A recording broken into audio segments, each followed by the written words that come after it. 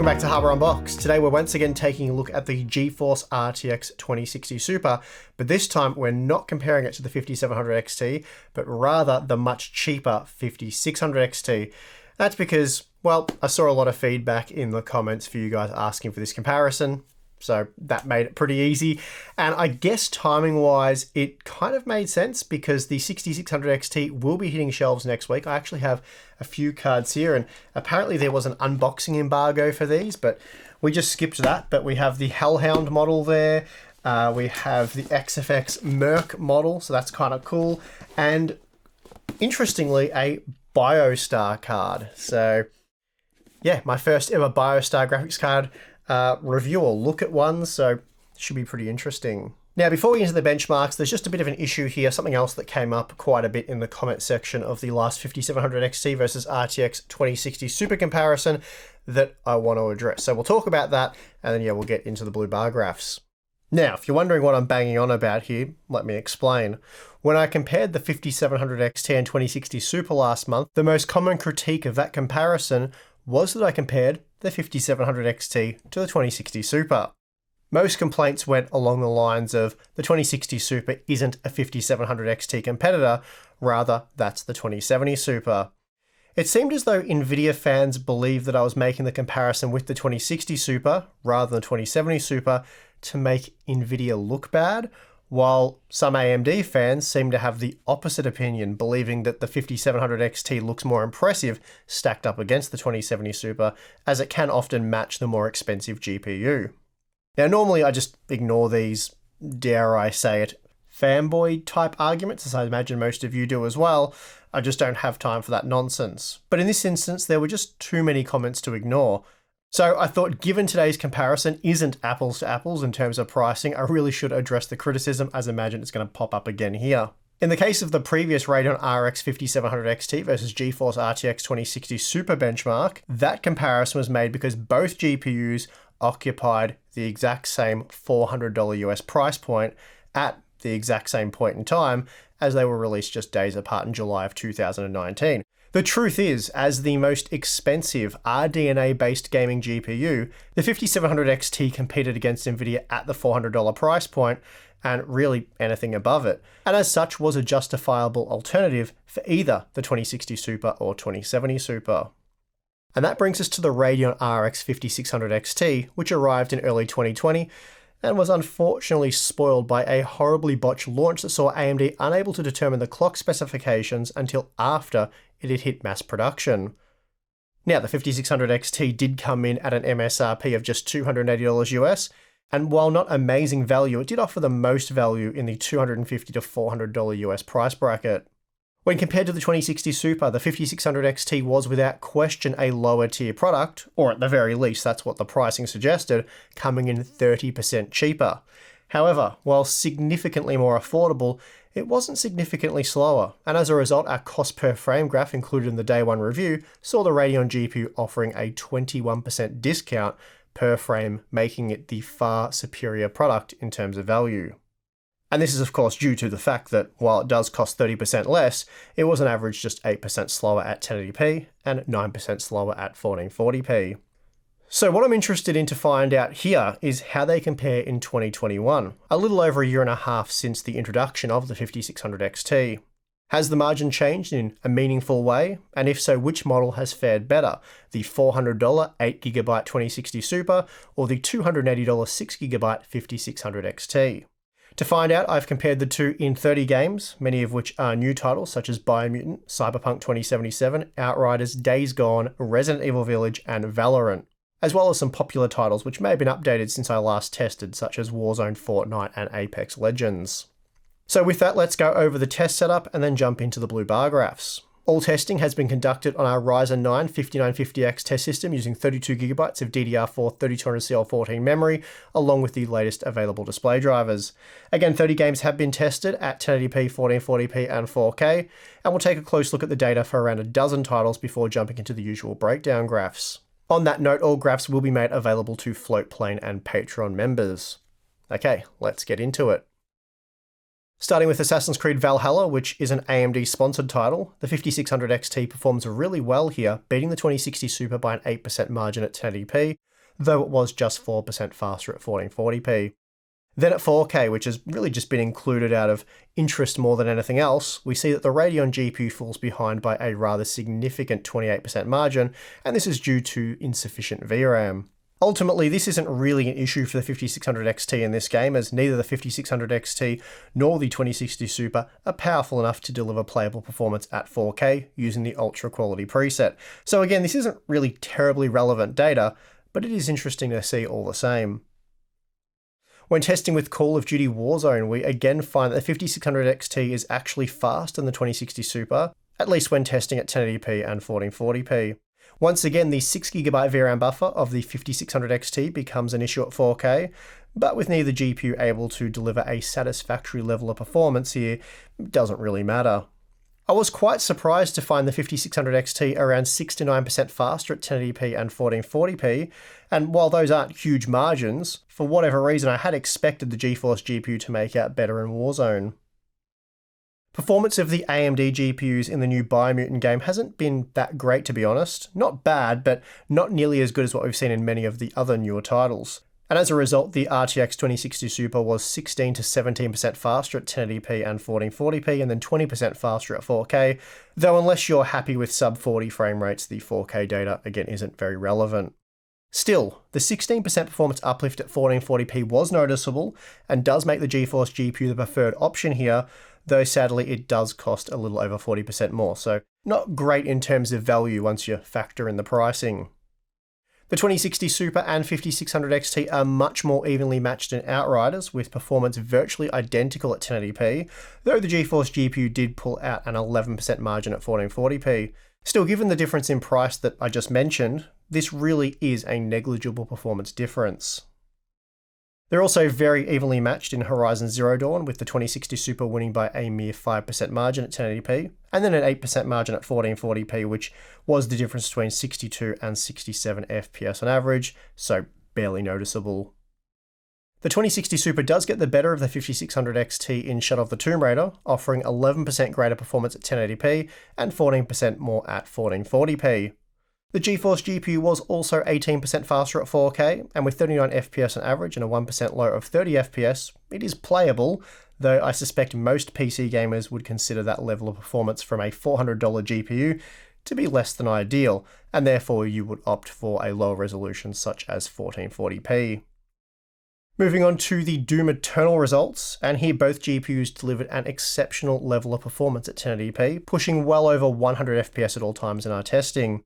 The 2060 Super was faster, but we're only talking about an 8% performance advantage, and that was the difference between 191 and 206 FPS, so you probably won't notice that. The 5600 XT does start to stumble at 1440p using the maximum in-game quality settings, and I suspect at times the memory capacity is an issue, and as a result the 2060 Super was up to 20% faster on average, which is a very significant increase, though with 122 FPS on average, the Radeon GPU still delivered an exceptional gaming experience. Then finally at 4K, it is possible to achieve highly playable performance with the 2060 Super using the maximum in-game quality settings with an average of 74 FPS. The 5600 XT, though, it wasn't able to deliver an enjoyable experience despite the 44 FPS on average, as it often stumbled due to the VRAM limits, dropping the 1% low to 28 FPS. Radeon GPUs do tend to perform really well in Death Stranding, and here we find a situation where the 5600 XT is able to edge out the 2060 Super at 1080p and 1440p, though I'd argue that the performance is basically identical given that we're only talking about up to a 4% margin. So overall, very competitive performance between these two GPUs in Death Stranding.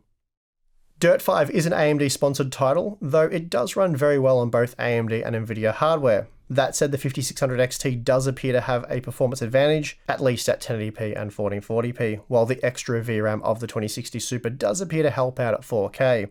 The margins at 1080p and 1440p were quite slim. We're only talking about an additional 4 FPS at 1440p, for example, though that did end up being a 7% improvement. Now, Watch Dogs Legion, this is an Nvidia sponsored title, and while the Radeon GPUs do typically perform quite well here, the GeForce GPUs do have a performance advantage, and we're seeing that here with this comparison. The 2060 Super offered a massive 23% more performance at 1080p, and this was very noticeable, taking the average frame rate from 52 FPS to over 60 FPS. The margin was reduced to 15% at 1440p, but even so, those extra frames did come in very handy, and the performance improvement didn't go unnoticed in my testing. The second last game that we're going to look at is Resident Evil Village, and here we're looking at virtually identical performance at all three tested resolutions. Performance at 1080p was exceptional, and even at 1440p both pushed high frame rates, certainly high enough to fully enjoy this sort of title. Then last up we have the ultra demanding Cyberpunk 2077, and this one does favour the GeForce GPUs. The 2060 Super pushed frame rates 11% higher at 1080p, 16% higher at 1440p, and then 24% higher at 4K, though that data is completely irrelevant given both fell well short of 30 FPS. Okay, so back in early 2020, we found that the 5600 XT was 8% slower than the 2060 Super, using an appropriate range of games that were available at the time. Today, using some of the same games along with many new or updated titles, the 5600 XT came out just 5% slower, so really close enough to call a tie. Of the 30 games tested, the 5600 XT was slower by a 10% margin or greater in just 11 games, and it was even faster by a 10% margin or greater in 2 of them. So not bad given that it's so much cheaper, or rather was so much cheaper. The 2060 Super does slightly better at 1440p, but overall the picture doesn't change too much. Here the 5600 XT was just 6% slower on average, whereas previously I found it to be 9% slower, again largely using a different range of games back in early 2020. And then just finally, here's a quick look at the 4K data, mostly just because we have it. As you can see, due to the more limited VRAM capacity of the 5600 XT, it does really suffer in titles such as Doom Eternal, Microsoft Flight Simulator 2020, Valorant, and Warzone, for example. Of course, in many instances, you can tweak the quality settings for better performance, but truth be told, in modern titles, neither are really suitable for 4K gaming. So that's how the Radeon RX 5600 XT and GeForce RTX 2060 Super compare in 2021. And as expected, both GPUs still perform very well, particularly for those of you who are focused on 1080p gaming. You probably won't feel the need to upgrade just yet, as both did push over 60 FPS, and even the latest and most demanding titles such as Cyberpunk 2077, for example. As for which one was the better buy, that really does depend on your preferences. For example, if you are prioritizing cost per frame, then it seems pretty clear to me that the 5600 XT would be the winner, as it costs at least 30% less, and based on our updated 30-game sample, we found it was just 5% slower on average. And of course, that is based on the MSRP pricing, so prices that were available upon release. Yeah, the good old days. Cost per frame aside though, if ray tracing was of concern, then paying the premium for the RTX 2060 Super was, and still is, the obvious choice, given that the 5600 XT doesn't support ray tracing at all. That said, my personal opinion on ray tracing performance of the RTX 2060 Super is that it shouldn't be considered as a key selling point, as you're at best looking at a heavily compromised experience, and the titles where you can enjoy it are extremely limited and often receive support well after the game's release. Take Doom Eternal, for example. So I strongly feel that at this point in time, ray tracing is far more practical for use with a high-end GPU, and it's one of the reasons why I recommended the GeForce RTX 3080 over the Radeon RX 6800 XT, and the RTX 3090 over the 6900 XT, for example. But in the case of the RTX 2060 Super, you really do have to compromise on other visual quality settings to make it work at acceptable frame rates, and for me personally, that just kind of defeats the purpose. DLSS, on the other hand, is an excellent feature that will often prove highly beneficial for the 2060 Super at 1440p, and even help achieve playable performance at 4K. So that is a killer feature that's certainly well worth considering when buying your next GPU. The games list is growing, and support is getting to a good place where we can really start to talk about DLSS as a key selling point of GeForce GPUs. Having said all of that, we will never include DLSS performance benchmarks alongside native rendering for content like this. And the reason being, it's just not an apples to apples comparison and can be terribly misleading with DLSS quality varying from one title to the next. And to make matters worse, the quality also varies quite significantly depending on the resolution. Therefore, simply showing the performance gains is only telling you part of the story, with the bigger picture being image quality, and making those in-depth and detailed comparisons for big benchmark videos such as this, it's just simply not feasible. And at the end of the day, it's still a subjective comparison. And our take on this will remain the same even once FSR is widespread, and should by some miracle FSR become the superior option sometime in the future, don't expect our stance on this to change. Anyway, the RTX 2060 Super does support DLSS, and depending on the game, it can be of huge benefit, so that's worth researching further, and we have a lot of DLSS content on the channel. Again, ray tracing is also supported, though I feel the limited capacity makes it a far less exciting feature of the 2060 Super, but that is just my personal opinion on this one. And just finally, the other advantage of the 2060 Super is the larger VRAM buffer, offering an extra 2GB over the 5600 XT, and as we saw at times, that can come in quite handy, though usually you do have to push these GPUs into territory that they weren't really meant to go. Think 4K Ultra, for example. So for the most part, the extra VRAM still isn't a big deal, but it does help to justify the price increase. At the end of the day, the 5600 XT was a much more affordable product than the 2060 Super, and for the most part, it managed to get very close in terms of performance. So in my opinion, if you cared about getting the most bang for your buck, the Radeon GPU was the way to go, and that was pretty much the case when comparing the 5700 XT and 2060 Super. Basically, if you had around $300 US to spend on a previous generation GPU back in 2020, the 5600 XT was the best option, and if you had $400, then it was the 5700 XT. And then beyond that, it really did become debatable as to which part offered the most value. Something like the 2070 Super was clearly faster, and it did provide a better 4K gaming experience. So although the Radeon RX 5600 XT didn't wow me upon release, it is good to see it aging rather well, especially when compared to the more expensive GeForce GPUs of the time. And that is going to do it for this GPU revisit. If you liked the video, you know what to do. You can subscribe for more content. We will have some 6600 XT content coming up on the channel next week. Plenty of benchmarks and look at AIB cards and all that sort of stuff. And yeah, well, otherwise we have Floatplane and Patreon, so you can check those out if you're interested. It will get you access to our exclusive Discord server where Tim and myself are active with the rest of the awesome Hardware Unboxed community. We do a monthly live stream for our Patreon and Floatplane members.